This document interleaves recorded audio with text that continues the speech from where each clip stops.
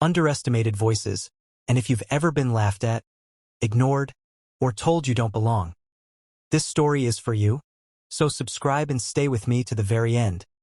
On the morning the billionaire boardroom laughed, the sound echoed like polished shoes on marble floors as 17-year-old Amara Cole stood alone in a borrowed blazer that smelled faintly of thrift store detergent, her dark skin glowing against the cold glass walls of Caldwell International, one of the largest logistics and defense tech companies in the United States, a company whose name was stitched into the economy itself, whose trucks, satellites, and contracts touched nearly every American life.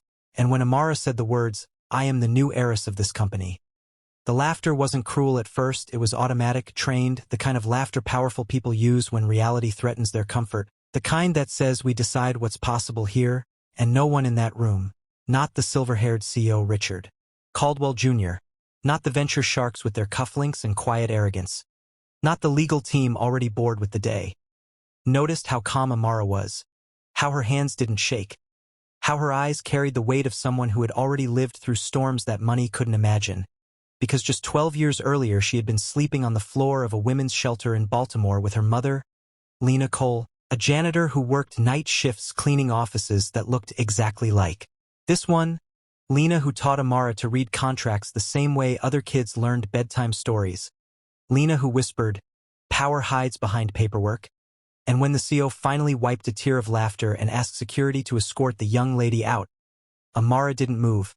She simply placed a sealed envelope on the table, an envelope marked with the Caldwell family crest, and said softly, "Before you touch me, you may want to read my mother's name." Because Lena Cole wasn't just a janitor. She was once Lena Caldwell, the woman erased from the family history after refusing to sign away her shares in the company during a scandal 40 years earlier. A scandal involving illegal arms shipments, a dead whistleblower, and a cover-up so deep it rewrote inheritance law itself.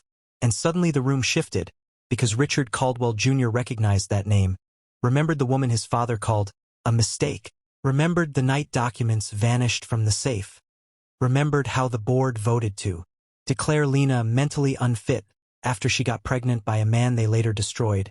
And as lawyers scrambled, Amara told her story without raising her voice, how her grandfather, the original founder, secretly amended his will after realizing the monster his company was becoming, how he placed his controlling shares in a blind trust accessible only through a bloodline test and a moral clause, how that clause required the heir to have lived without privilege for at least 10 years to understand the cost of power, a clause the board laughed at when they assumed no one could ever qualify, and how Lena never fought publicly because she knew the truth would rip her daughter apart before she was ready.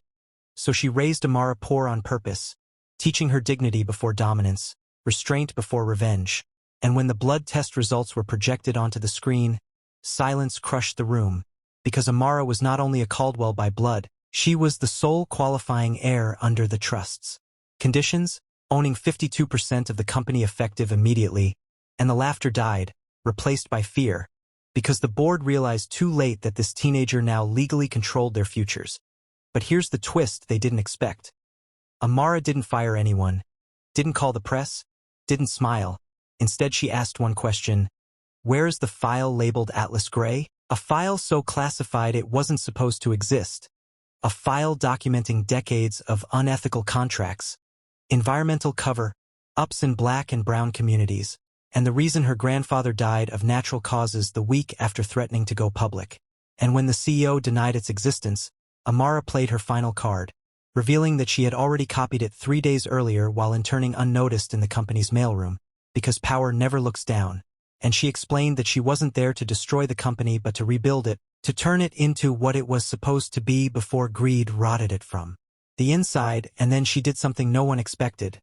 She appointed an independent oversight board led by former regulators, community leaders, bonuses, and whistleblowers, redirected millions into education programs in the same neighborhoods the company exploited, and offered every employee a profit-sharing plan.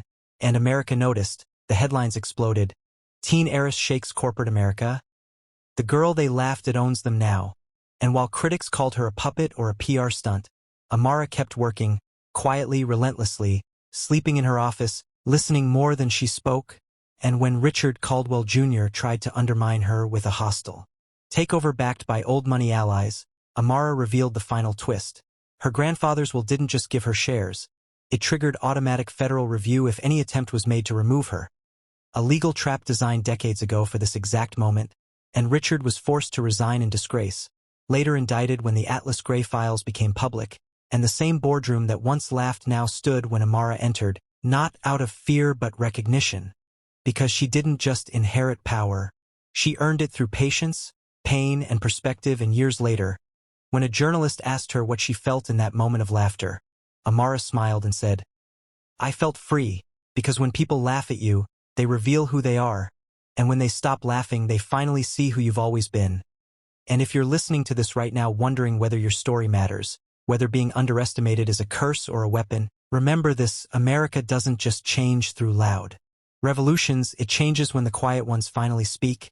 And if you want more stories like this that remind you who really holds the future, make sure you're subscribed, because the next story might sound a lot like yours.